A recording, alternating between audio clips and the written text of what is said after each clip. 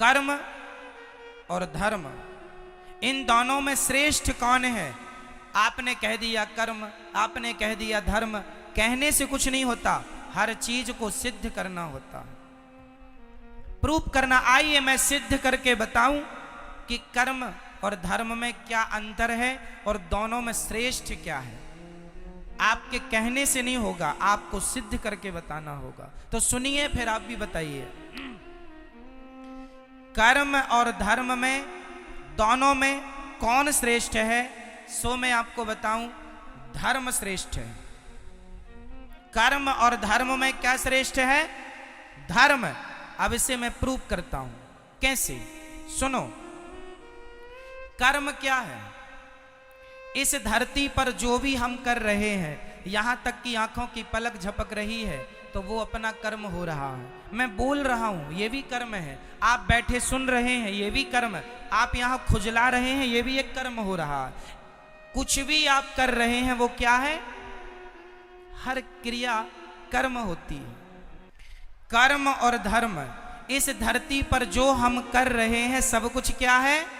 कर्म। अच्छा ये बताओ, कोई शराब पी रहा है तो वो क्या कर रहा है? जोर से मैया, सुनने में ध्यान दो, वहां क्या ध्यान है? कोई शराब पी रहा है, वो अपना क्या कर रहा है? जोर से बोलो। वो अपना कर्म कर रहा है। कोई दूध पी रहा है, वो अपना क्या कर रहा है? कर्म कर रहा है। कोई झगड़ा कर रहा है, वो अपना क्या कर रहा है? झगड़ा करना भी कर्म है, शराब पीना भी कर्म है, दूध पीना भी कर्म है, माँ की आरती उतारना भी कर्म है, और माँ को गालियां देना भी कर्म ही है। परंतु अब हमारा धर्म जो है वो क्या काम करता है? सुनिएगा।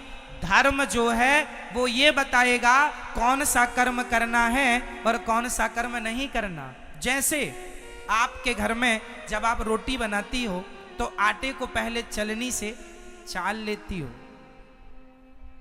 आटे को चलनी से चालना क्यों पड़ता है? ताकि उसका अच्छा आटा अलग हो जाए, उसका चोकर चापर अलग हो जाए, गंदगी अलग हो जाए। सही है? तो जो भी क्रिया, जो भी हो रहा है, सब कुछ कर्म है, सब कुछ कर्म है। चलनी जो है वो अच्छे आटे को अलग, बुरे आटे को अलग करती है। उसी प्रकार धर्म एक चलनी है। धर्म ही बताता है कि कौन सा कर्म करना है और कौन सा कर्म। कर्म दो प्रकार के होते हैं, एक अच्छा कर्म, एक बुरा कर्म। कौन सा कर्म करना है? माँ की आरती उतारो, ये कर्म तो करना है, पर माँ को गाली देने का कर्म नहीं करना। दूध पीने का कर्म तो करना है, पर शराब पीने का कर्म, कौन सा कर्म करने योग्य है? भाई आज कोई मुर्गी को मार रहा है और मुर्गी को पका के खा रहा है, तो वो भी तो अपना कर्म कर रहा है, परंतु उसे धर्म का ज्ञान ना होने से वो मुर्गी मार रहा है। कर्म तो कर रहा है, पर वह कर्म उसे पाप देने वाला है। कर्म हमें दो चीज देते हैं, अच्छा कर्म हमें पुण्य देगा और बुरा कर्म हमें पाप देगा। कर्म सबको ही कर रहा है। आप अच्छा कर्म करेंगे तो उससे पुण्य आएगा, बुरा कर्म करेंगे, मुर्गी खाएंगे, उससे पाप आएगा। कर्म तो हो रहा है। चूंकि आपको किसका ज्ञान नहीं है? धर्म का ज्ञान ना होने से आदमी कर्म तो करता है, पर वह कर्म भी कर लेता है जो उसे नहीं करना चाहिए। जो नहीं करना वह भी करता है। इसलिए मेरी प्रार्थना है, सदा वही कर्म करना चाहिए जो कर्म करने योग्य है, पर कर्म को पहले धर्म की कसौटी में कस लेना चाहिए कि ये कर्म ठीक है या नहीं है, करने योग्य है या नहीं। कर्म तो सब ही है। मैं आपको एक थप्पड़ मार दूं, ये भी एक कर्म होगा, और मैं आपको सम्मान से यहां बिठा दूं, ये भी एक कर्म होगा। कौन सा मुझे करना है, कौन सा नहीं, ये कौन बताएगा? बोलो मेरी मां। इसलिए प्रत्येक व्यक्ति को किसका ज्ञान होना चाहिए? जोर से, जोर से, धर्म का। यदि आप धर्म का ज्ञान रखते हैं तो आप जो भी कर्म करेंगे ठीक करेंगे। यदि आपको धर्म का नॉलेज नहीं है तो आप गलत कर्म कर सकते हैं, संभावना है, क्योंकि आपको ज्ञान नहीं है। जैसे एक पत्नी अपने पति को छोड़कर पराये पुरुष से संबंध रखे तो ये क्या है? वो अपना कर्म कर रही है। परंतु यदि उसे धर्म का ज्ञान होता तो ये हरकत वो कदापि ना करती।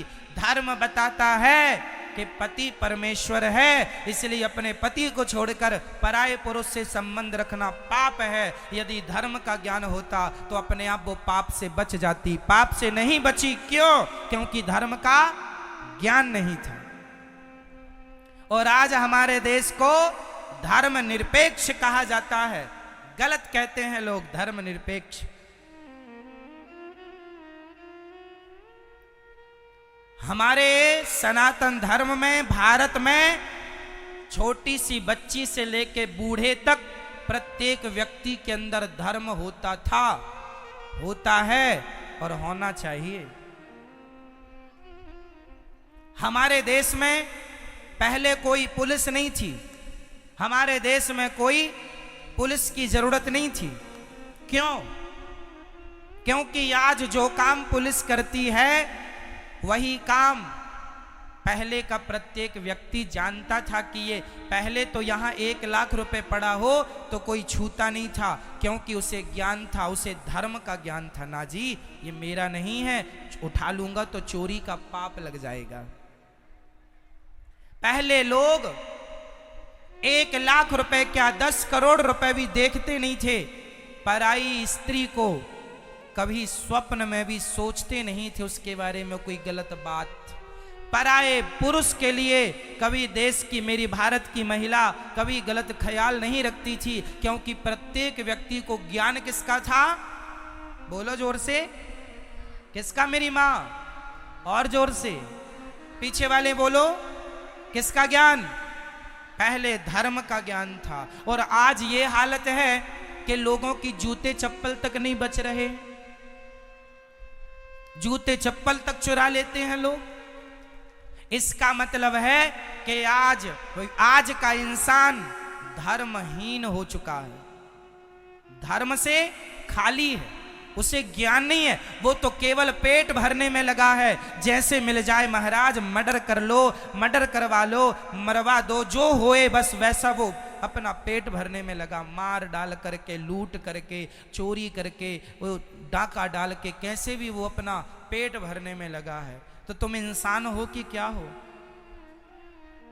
इसलिए आप अपने बच्चों को धर्म का ज्ञान देना। मेरी माँ, धर्म के बिना इंसान पशु के समान है। धर्महीन व्यक्ति किसकी तरह है? जोर से, किसके?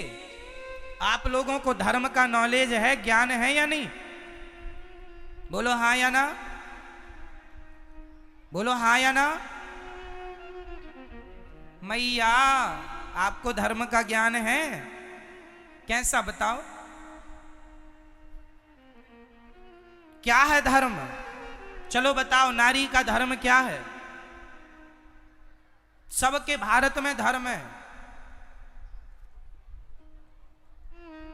पुत्र का धर्म है अपने माँ बाप को भगवान मानकर सेवा करना। पत्नी का धर्म है कि अपने पति को भगवान मानकर सेवा करना। दुकानदार का धर्म है ग्राहक को भगवान मानकर उसकी सेवा पूर्ति करना। हम सभी एक धर्म की बेड़ियों में बंधे हुए हैं। आप स्वतंत्र हैं या परतंत्र हैं? जोर से, जोर से। आप स्वतंत्र हैं या परतंत्र हैं? जोर से बोलो, बोलो और जोर से, हमें आवाज नहीं आ रही है। आप स्वतंत्र रहना चाहते हैं कि परतंत्र रहना चाहते हैं? आप स्वतंत्र रहना चाहते हैं या किसी के अधीन रहना चाहते हैं? बोलो।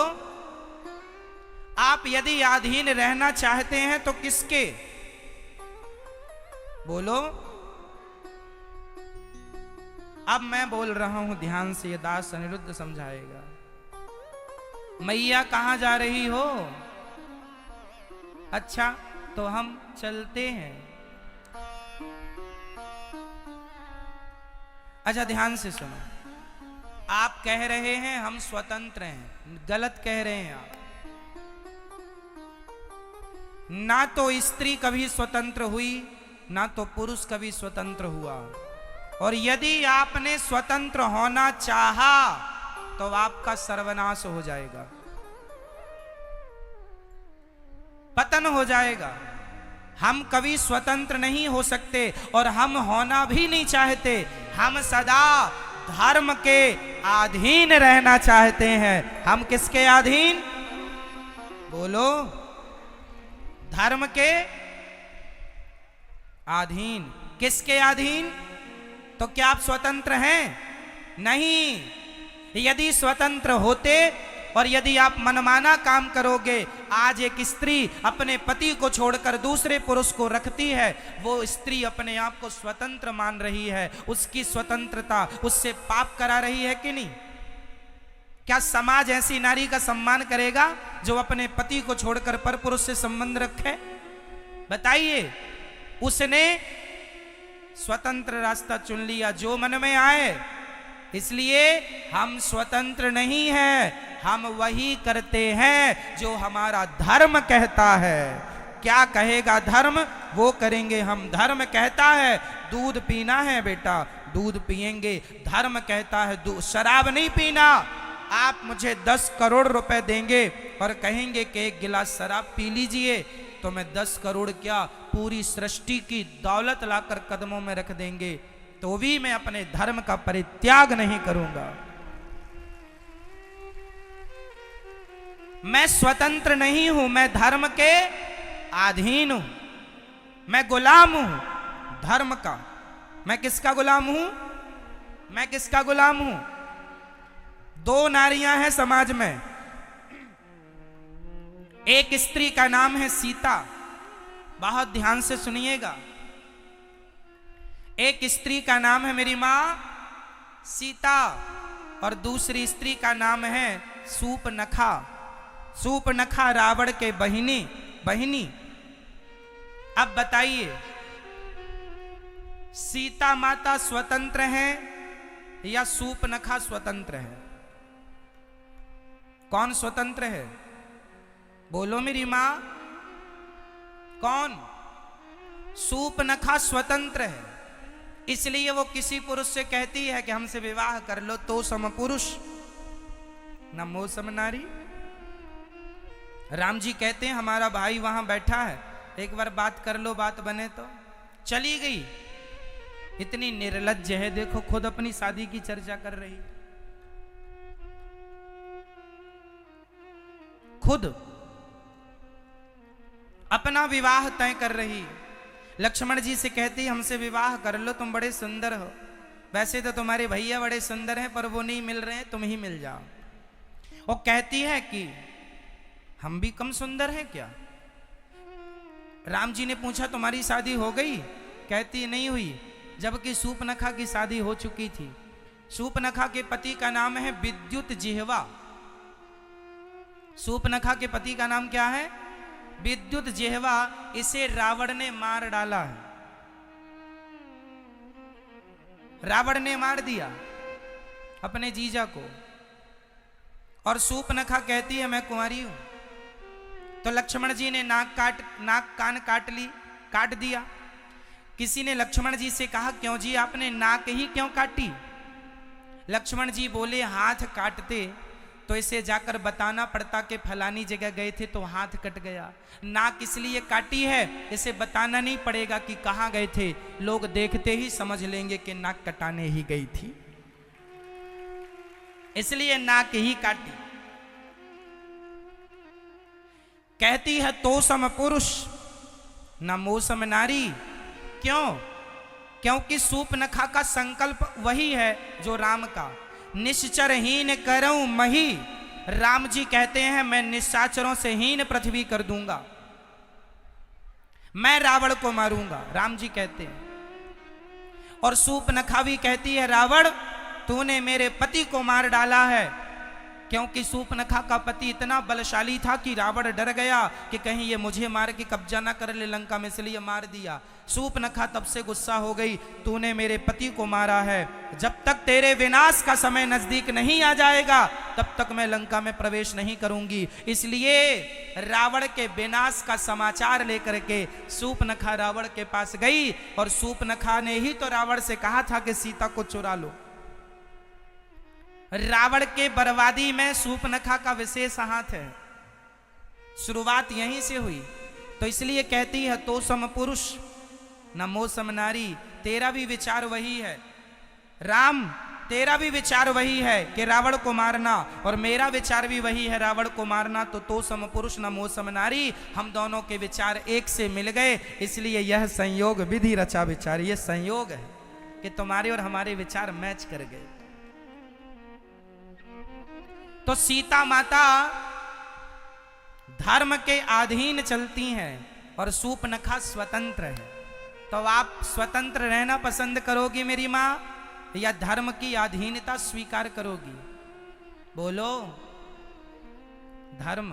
इसलिए मेरी माँ धर्महीन चाहे स्त्री हो, धर्महीन चाहे पुरुष हो, दोनों पशु के तुल्य हैं। हमारे भारत में एक पत्नी का पति मर जाए तो वो उसकी विधवा रह के सारी जिंदगी गुजार देती है। क्या है ये? जोर से बोलो, क्या है ये? क्या है ये? धर्म है। और ऐसी क्वालिटी की स्त्रियां सिर्फ हमारे भारत में हैं। आज दुनिया में 200 देश हैं लगभग। पूरी दुनिया में कितने देश हैं? अमेरिका, लंदन, जापान, पेरिस इत्यादि जाकर देख लो, दुनिया में 200 देश हैं। ऐसी स्त्रियां केवल भारत में पाई जाती हैं कि पति के मर जाने पर उसी की विधवा रहकर जिंदगी गुजार देंगी, पर पराये पुरुष की तरफ आंख उठाकर नहीं देखेंगी। ऐसी स्त्रियां सिर्फ भारत में होती हैं। सती सावित्री केवल यहां और कहीं नहीं, इसलिए यहां धर्म है। ये क्या है? यदि स्त्री अपने पति को छोड़कर पराये पुरुष से संबंध रख ले, आजकल तो पुनर्विवाह कर लेते हैं कि लड़की का पति यदि समय से पहले खत्म हो गया, कोई बाल बच्चे हुए नहीं और हो भी गए, और उसका मन है कि भाई जिंदगी अकेले नहीं गुजर सकती, कोई जीवन साथी चाहिए, तो आजकल पुनर्विवाह का भी लोग बंदोबस्त कर लेते हैं। वो अपनी आप की स्वतंत्रता है। पर हमारे देश में आज भी स्त्रियां अपने पति के जाने के बाद वो उसी की विधवा रहकर जीवन जीना पसंद करती हैं, पराये पुरुष से संबंध रखना पसंद नहीं करती। कुछ स्त्रियां ऐसी हैं, पर कुछ आज पुनर्विवाह में भी बिलीव करती हैं। सबके अपने अपने विचार हो सकते हैं, वो उनकी अपनी स्वतंत्रता। फिर भी मेरे देश में आज सती पतिव्रता नारी पाई जाती है। और ये स्त्रियों की क्वालिटी सिर्फ भारत की स्त्रियों की है और कहीं की नहीं। इसलिए है क्योंकि हमारे देश में धर्म रहा है, लेकिन आज के कुछ लोग भारत को धर्म निरपेक्ष कह रहे हैं कि ये तो धर्म में हम कोई विश्वास ही नहीं करते। धर्म निरपेक्षता का अर्थ होता है धर्म में कोई विश्वास ना करना। और सोचिए, इस धर्म निरपेक्षता के कारण हमारे स्कूलों में पहले पढ़ाया जाता था गा गणेश का। सुनो जरा, पहले हम लोगों को क्या पढ़ाया गया? गा गणेश का। आज पढ़ाया जाता है गा गधे का। कोई गणेश बनना नहीं चाहता, गधा ही बनना चाहते, इसलिए आज गधे हो रहे हैं। गणेश के संस्कार खत्म हो गए। गणेश वही है जो अपने माँ बाप की परिक्रमा लगा ली तो पूरे ब्रह्मांड की परिक्रमा लग गई। क्यों जी? गणेश जी ने अपने माँ बाप शंकर पार्वती जी की परिक्रमा लगाई थी कि नहीं? आज हम हिंदू लोग गणेश चतुर्थी को गली मोहल्ले में गणेश जी रख के उनसे यही तो सीखते हैं कि गणेश जी जैसे मातृभक्त थे, जैसे गणेश जी पितृभक्त थे, उसी प्रकार हमारा और आपका बेटा भी मातृ पितृभक्त बने। ये शिक्षा गणेश जी से मिलती थी। लेकिन आजकल स्कूलों से संस्कार, बच्चे संस्कारहीन होते चले गए। हमारे समय पर जब मैं हिंदी पढ़ता था यहीं पर, तो हमारे यहाँ कुछ मीराबाई के पद हुआ करते थे हिंदी में, कुछ सूरदास के पद हुआ करते थे। जब हम पढ़ते थे तो रामचरितमानस की चौपाइयां हुआ करती थी। लेकिन आज नहीं है, गायब कर दिया धर्मनिरपेक्षता के कारण में कि भाई हर मजहब के, हर धर्म के लोग पढ़ते हैं। अरे तो भारत है, ये हिंदू राष्ट्र होना चाहिए, यहां तो सनातन धर्म के हिसाब से ही सब चलना चाहिए। क्या कुछ लोगों के कारण हम अपना धर्म छोड़ दें? लेकिन आज लोग छोड़ रहे हैं। हम लोग पढ़ते थे तो ये चौपाइयां हुआ करती थी, सुखी मीन जय नीर अगाधा, जिमी हरि शरण न एकं बाधा। ये हम लोगों ने रामचरितमानस की चौपाई हमने कुछ तो यहीं पढ़ी है हिंदी में। आज की बुक में राम जाने क्या है, गा गणेश का हटा दिया, गा गधे का। पहले था मां मंदिर का, आज है मां मछली का।